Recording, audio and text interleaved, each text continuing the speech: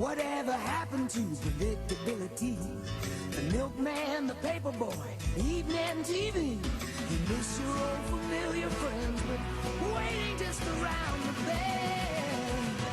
Everywhere you look, there's a heart, a hand to hold on to. Everywhere you look, there's a list of somebody who needs you. Good morning, Lakeshore. I'm Brianna. And I'm Brennan, and today is Friday, January 16th. Want us to help support the troops? The next Student Supporting Soldiers meeting will take place after school on Monday, January 26th. We will meet in room 130 to make donation boxes. Make sure to order your yearbook before January 31st for $65. Supplies are limited. You can go online at johnsons.com or through a yearbook member. Here's some important info for students if you want to be in the yearbook. Seniors, listen up. Then and now photos, email them to Mr. Spreet at lsbs.org or return in a hard copy to Mr. Spreet or any yearbook member. Please make sure your names are on the back or attached to the photos. These are due by February 17th. And buddy pictures will take place on Wednesday, January 21st after school. You can have 3 or more people in a group. Come to room 121 for these pictures. Car picture retakes are that day as well after school in the parking lot. Sibling pictures will be today during all lunches or after school in Mr. Spreet's room 212. Here is the last yearbook need to know. Get a picture of yourself working and email it to Mr. Spreet or add it to the Replay It app by next Friday, January 23rd. The first meeting for mock trial will be held this Tuesday, January 20th, right after school in Mr. Cook's room. Now here's Tyler with sports for today, but first let's see who's got a birthday. I know for sure my boy Jalen Washington has a birthday today, so wish happy birthday.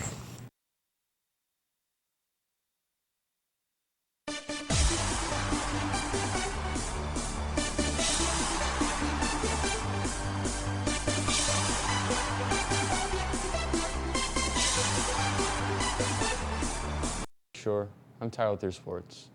Yesterday, the girls' varsity basketball team lost to Warren Mott 41-40. Mackenzie Nemitz led the Shorians with 18 points. Today, the boys' basketball teams compete. Freshmen are at Grosse Pointe North at 4 o'clock. Varsity and JV take on Lamphere with JV at 5:30 and varsity at 7. The bowling team takes on Lakeview at Premier Lanes at 4. The boys' swim team has the Shorian relays at our pool at 6. It's a busy weekend with the boys' hockey taking on Fraser at our home ice at 8 o'clock. The wrestling team has a team tournament at Dakota at 9 in the morning.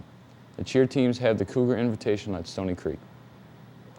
And in NFL news, on Sunday, the Green Bay Packers take on the Seattle Seahawks at 3:05 on Fox for the NFC Championship. And after that, the Indianapolis Colts take on the New England Patriots at 6:40 for the AFC Championship. Have a great day, Lakeshore. Good morning, Lakeshore. I'm Joe, here with your weather. Oh, what's up, Colton? You know, today we're going to have a high 25 and a low 16 with some ice. And then on Saturday, we're going to have a high 37 and a low 36.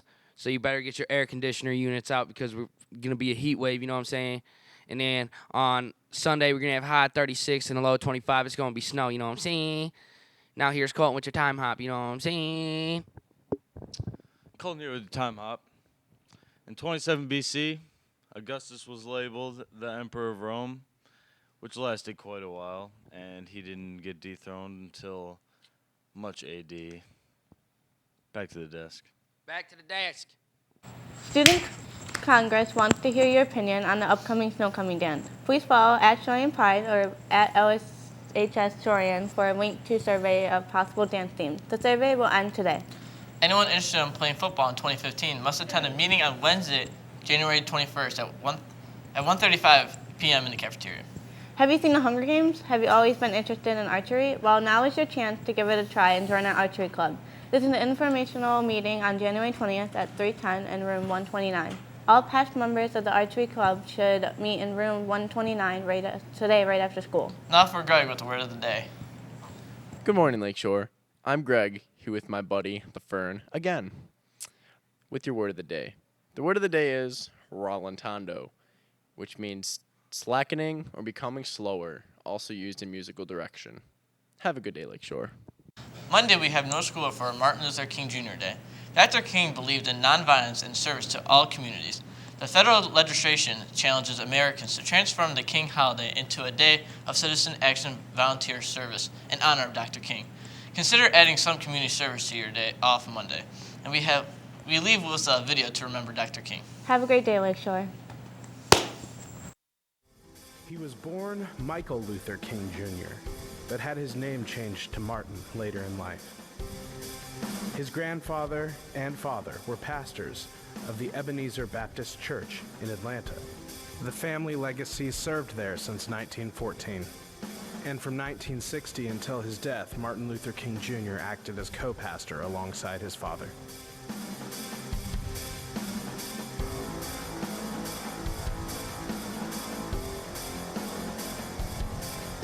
Martin attended segregated public schools in Georgia, graduating from high school at the age of 15 after skipping 2 grades. He was a talented young man, receiving his Bachelor of the Arts degree in 1948 from Morehouse College, a distinguished institution in Atlanta, which both his father and grandfather graduated from. After 3 years of theological study at Crozer Theological Seminary, which he was also elected the president of, he was awarded Bachelors of Divinity in 1951. He then enrolled in graduate studies at Boston University and received his PhD in 1955. In Boston, he also met and married Coretta Scott, an intellectual and artistic young woman. They bore 2 sons and 2 daughters. In 1954, Martin Luther King Jr. became pastor of the Dexter Avenue Baptist Church in Montgomery, Alabama. He was a strong advocate for civil rights in the black community. He held a position in the executive committee of the NAACP, the leading civil rights advocates at that time. As a member, one of his tasks was to organize the first great civil rights protest ever to occur in United States contemporary history. This was a 382-day-long bus boycott in Montgomery, Alabama. For at the time, people of different races were not allowed to ride in the same sections of the bus, and sometimes not even on the same buses at all. The boycott would prove to be quite effective, for on December 21st, 1956, the Supreme Court of the United States declared unconstitutional all the laws requiring segregation on buses. During this boycott, King was arrested. His home was bombed. He was subject to personal abuse, but at the same time, he emerged as a hero in the civil rights community. Martin Luther King Jr. is not just famous, however, for his "I Have a Dream" speech. What is the most outstanding is he based his entire model for the nonviolent movement on his experience as a Christian minister. He led massive protests that caught the attention of the entire world, all stemming from his belief that all men are created equal under God. Before a crowd of nearly 250,000 people, he made a proclamation.